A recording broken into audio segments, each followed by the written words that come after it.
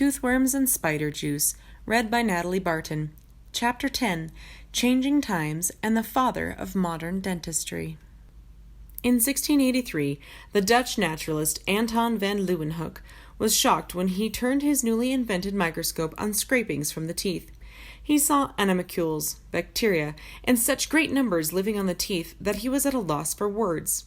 He finally asserted that the vast amount of microscopic life in a human mouth far exceeded the number of men living in his country. When the 18th century rolled in, the scientific data from Leeuwenhoek and the work of a dentist named Pierre Fauchard helped give birth to true dentistry. In the early 1700s, Paris was one of the greatest centers of science and culture. Wealthy people came from all over the world to enjoy the city and its entertainments. Having an attractive appearance with nice teeth became important. It was during this time that the founder of modern scientific dentistry, Pierre Fauchard, 1678 to 1761, wrote his far-reaching book on dentistry.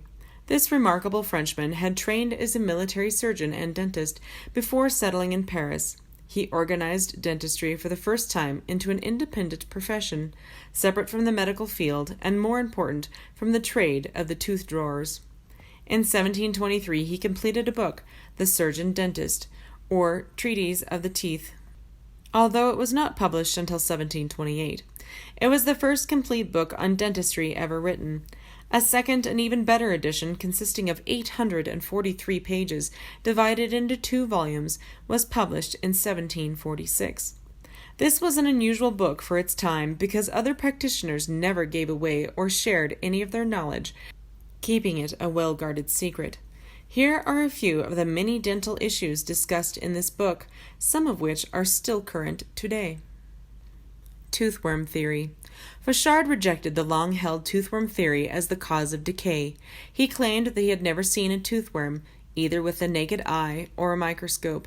Trying not to offend past writers on the toothworm, he mentioned that if it did exist, it was not the cause of tooth decay. Insect eggs from overripe foods may have entered the cavity and hatched, producing worms, maggots. Fauchard believed that the real cause of tooth decay was humoral imbalance. He stressed the importance of keeping the teeth clean because dental health affected the whole body. Education. Fauchard emphasized the need for specialized dental education. He had no respect for tooth drawers, calling them a theater of impostors who tricked people. He also blamed bad dentistry on procedures practiced by unqualified people from unrelated professions offering oral health services.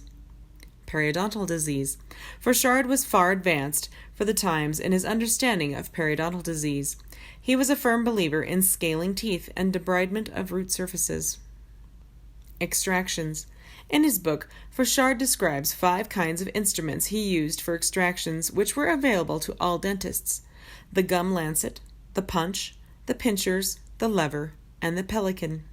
He found the pelican the most useful because it took out a tooth more promptly than the others. But he warned that if someone didn't know how to handle it, the pelican could be the most dangerous of all instruments in extracting teeth. Orthodontics. Fauchard proposed methods that laid the groundwork for modern orthodontics. He realized the need to align teeth in the jaw because crowded teeth were hard to clean and caused decay, infection, periodontal disease, and tooth loss. Bridges and dentures. Fauchard was highly skilled in prosthetic work. He made drawings for his book to show how he used silk, linen, and metal threads to fasten artificial teeth and bridges to neighboring teeth. Fauchard recommended using human teeth or teeth carved from walrus or elephant tusks for dentures. He also developed ways to keep upper and lower dentures in place by joining them together with springs. Though these dentures had a lot of drawbacks, like springing out of the mouth while the wearer was talking, his pioneer work in coloring and enameling denture bases to simulate natural gum tissue inspired later dentists to make more lifelike dentures.